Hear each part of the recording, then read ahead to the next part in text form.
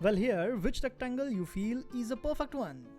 This one, this one, this one, no, or this one? I feel this is the perfect rectangle. You know why it is a perfect one? Because it is made up of a magic number, and what that magic number is. So if you look at the width of this rectangle is divided by 1.618, and we have derived the height of the rectangle. So this magic number is nothing but called as golden ratio, and you may call it divine proportion, or maybe golden mean, and you may call it golden section, right? So you can call it as whatever you want, but in the design or in the art, golden ratio is used as a guideline.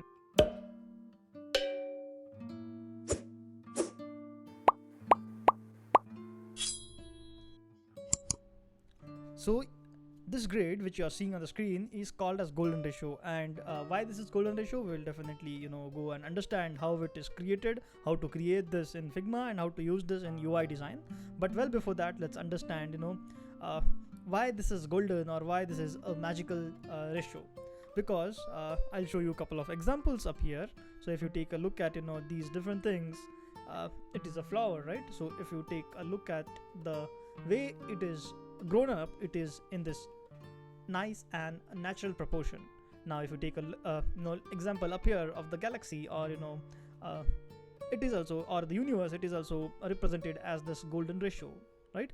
And if you take an example of normal hand, and if you take a look at the fingers, the bones of the fingers, then if you divide them, then again you are going with this golden ratio, where you can see the length of this is 2, then 3, then 5, then 8. So it is nothing but the Fibonacci series, right?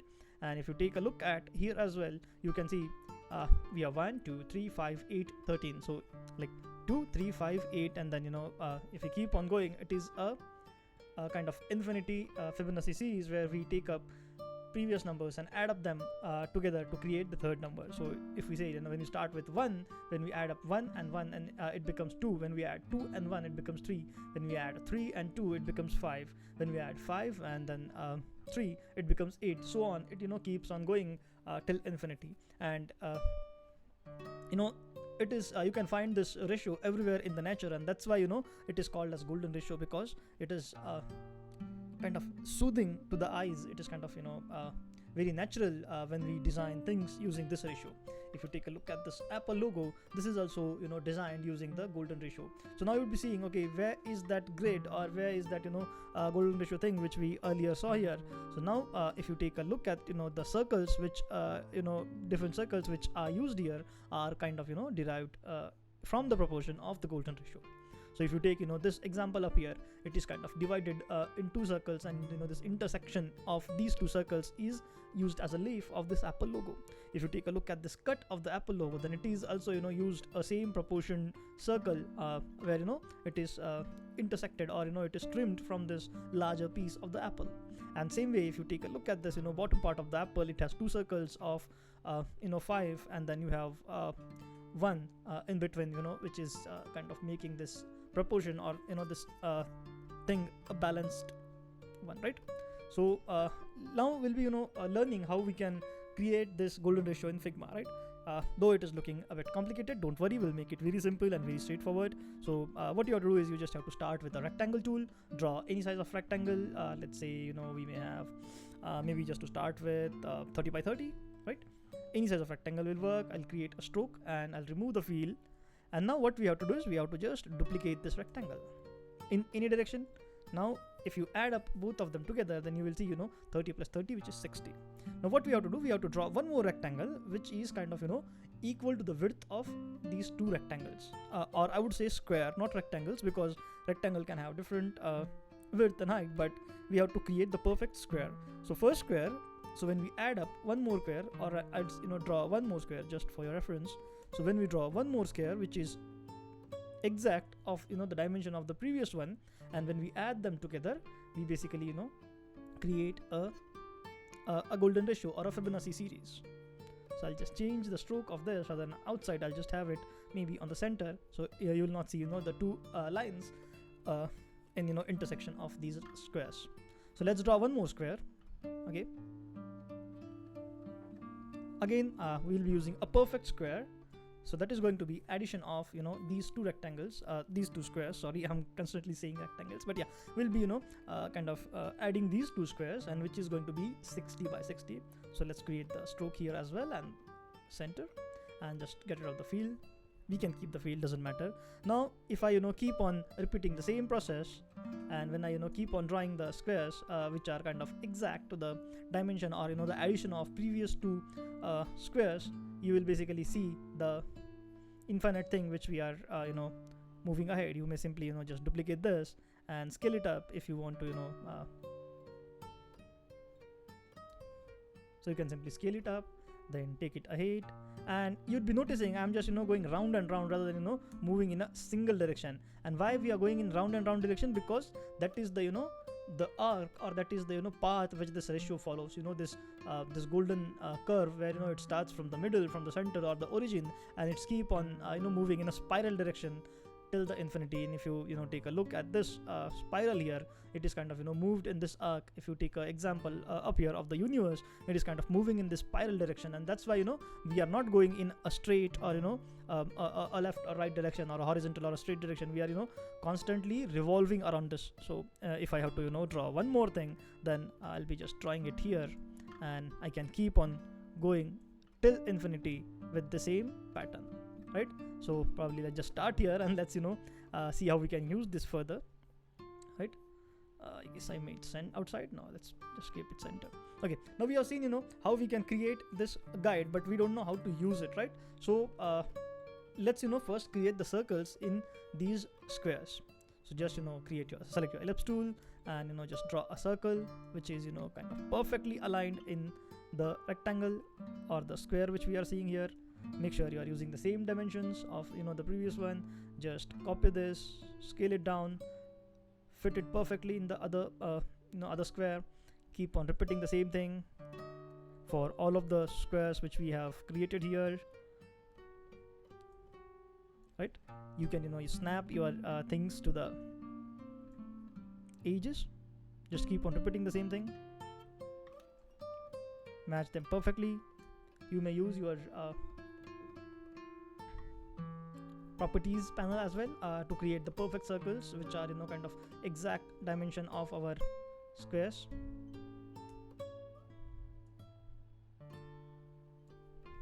And so on. I'll just quickly do a fast forward here and quickly complete all of the circles.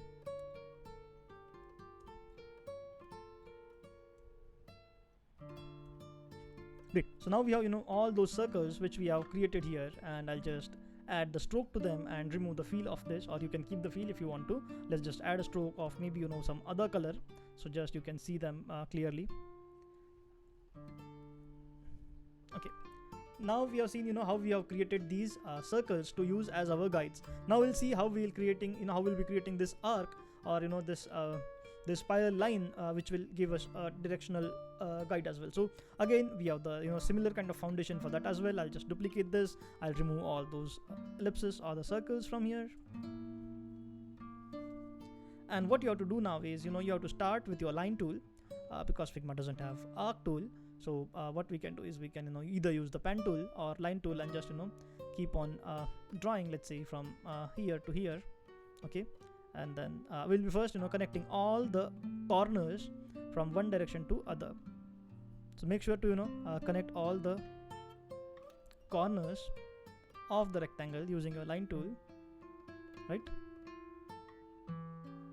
There you are. And you may use this arc tool of the pen in the pen tool, and just align these things to the edges of your squares. So we have to create this perfectly aligned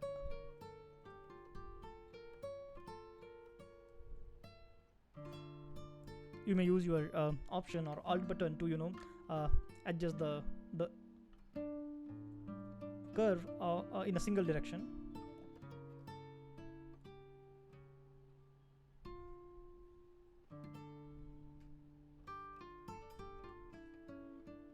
We just need to make sure that we are following it and we are cutting the squares from the middle.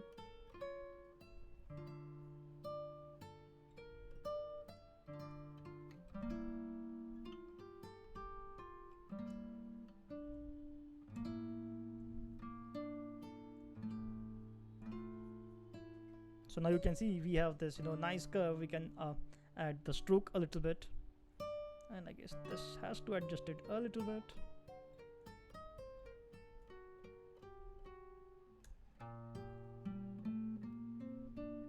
Okay, so this guide is our directional guide, and these circles or these rectangles or squares are going to be our proportion guide. So now if we have to design a logo from this, then probably we can use these different circles, and we can intersect, or we can create the different shapes using these circles only. So I'll not use any other circle, and I'll keep on using only these circles, because these have the the exact dimensions which are balanced in the proportion. Okay, and now you can see we can create any kind of shapes just using these circles. So let's say if I want to create something kind of a moon icon or some sort of thing, I'll just select these two and I'll intersect them.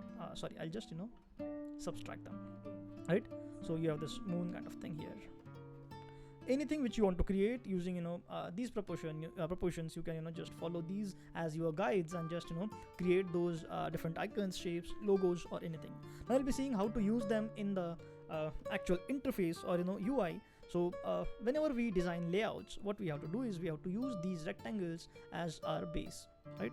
So let's say I have this frame for say which is maybe a desktop, let's say MacBook Pro. Okay, and now let's say I want to have my content, which is kind of where I'll just quickly create a high level mockup or a wireframe here. So where I want a heading here, then I want some image or some sort of content here, and then I would be having some text over here. Even within the text, I'd be having a subheading, right? And my subheading would be slightly shorter or slightly thinner than my actual h1 or heading, and then this is going to be my content. But if I do it this way, then I'm not following any kind of proportion guides, right? I may follow the grid of the 12 columns, but again, that is not very well defined in proper proportions. So what I can do is I can use these rectangles as my guide. So if you take this example here, and I'll just simply copy these two for now here, and I may just scale it up in the height, and think this as your viewport or this artboard. I'll just add a little bit of stroke just to make sure that it is visible in the recording. I'll just get rid of these things here, right? And I'll use them. Let me just group them and move them in the frame. Now you can use your scale tool. Make sure you hold the shift button and you are just scaling them in the proportion. Now you can see you have scaled those rectangles in the proportion, so you are following the same proportion or the same split of the things. So as I want a smaller portion on the left hand side and the larger portion on the right hand side, I'll simply just rotate this or flip this around, so my smaller portion is here and my larger portion is here. Now I can use some heading text. Okay, and now you'll be seeing how I can follow the golden ratio in the typography as well, or in the I'll just quickly use these as sample images, or this is going to be your larger frame and this is going to be your smaller frame. Now you can have padding, whichever you want. Let's say somewhere around 36. So I'll just do it on the both sides. Okay, so now if you take a look at this frame, I'll just get rid of these guides here, and now you can see you can see the difference. I can just align this heading here, and now let's say if you want to have some extra space, white space around, then what you can do is you can just under the thing select this group and just scale it down in the proportion again, and how much white space you want. Let's say I want something like this 139ish or 130 140ish kind of thing. So I'll just do it a little bit more. Okay, something like this, right?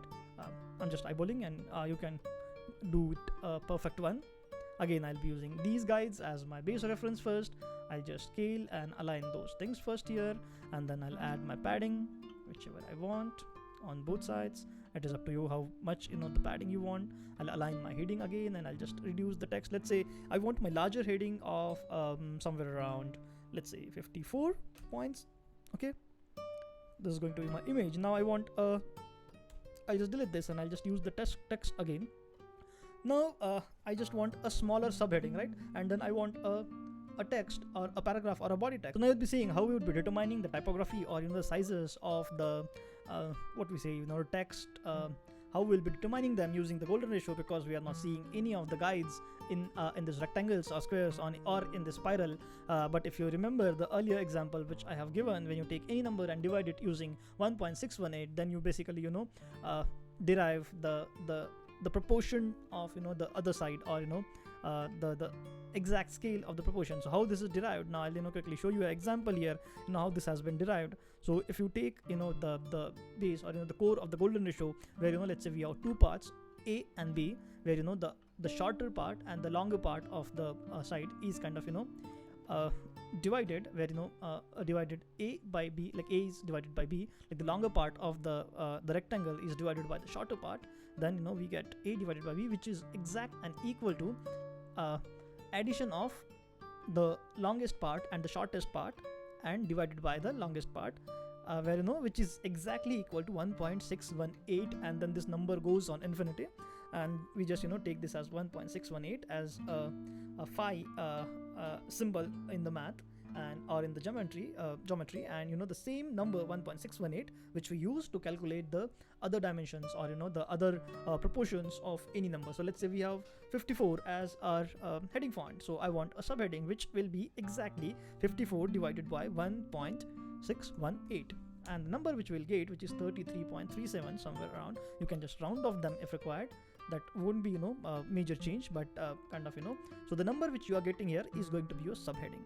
And now when I divide it further, let's say I want to use this for the text of the body, then I'll just change the font weight from the bold to regular, and then I'll further divide it again with the same number 1.618, and now whatever number which I'll get, which is somewhere around 24 or 20.4, which I may round up to 20 or 21, however you want, and this is going to be your body text. So this is my body text derived using golden ratio, right? And if I just copy this and paste this in here, and again I'll keep the same proportion of my bounding boxes as which we earlier have, right? And now if I just get rid of these guides, you can easily see the difference here. Now this is something which we have earlier created without using golden ratio, but now when we used the golden ratio to create this, you can see the significant difference. Now for the padding which we have used here is kind of again a eyeballing thing, but what you can do is you can find any other rectangle from this golden ratio, let's say this, or the smaller one maybe. You can just use this as your reference. I'll just copy this, maybe the circle which is 60 by 60, or I would again go one size lesser as well, because this feels a lot, but you can use this up here. You may use the rectangle. I'm just using the sorry, we are doing it in the wrong frame. Let's just do it here. So basically we have 60, right? So I'll be just having the space of somewhere around 60 pixels, which is going to be this rectangle 60 by 60 between these two elements, so between this image and this heading, right? I can just copy this, or I can just move this here just to test out the space between my subheading and the body text. That should again be equal to 60, which I feel is too much. Then in that case we can use a smaller size, which was 30 by 30. So I'll just make it a 30 by 30 rectangle. Oops, not 330. Yes, and now I'll just move my text, which is kind of aligned to this rectangle here, and now the space between the image and the text again has to be either 30 pixels or either 60 pixels based on your layout. So let's go ahead with 60, right? And just make sure that we align these two things exactly like this.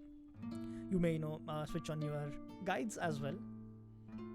Again switch them back on, and you can determine the exact 30 pixels on both sides, like on the left and right of these guides, and again on the on the other side as well. You may use the same rectangle to find the maximum space on the other side as well, and then you can use these as your guides, and you can set this as your default spacings, default variables, or default styles of your Figma thing. So you can use the same pattern in your any design, and you can create you can see the significance difference where I don't have anything in the proportions, right? But when I use these things in a proportioned manner, in a defined manner, you can see the significant difference here itself in the interface. So this layout is kind of derived using golden ratio, and this is something which we have just drawn without any proportion or without any kind of guidelines. So I'd just tell you one thing: you don't need to learn anything about the golden ratio. You don't need to understand how that has been derived, who have invented this, what is the history of this. But if you want to make your designs artistically looking balanced, then you should be following this golden ratio. And what you have to remember here is how to create this golden ratio guidelines, or you can find the free templates. I'll have link to download this template or this Figma file in the description below, and I'd be also giving this magic number as well. And yeah, that's all then. Yeah, start using the golden ratio in your designs and improve your designs from zero to hero. So yes, just now click on the subscribe button, hit that bell icon, and don't forget to add your comments, good or bad, just add them, and like the video, and just keep watching, keep learning, keep designing.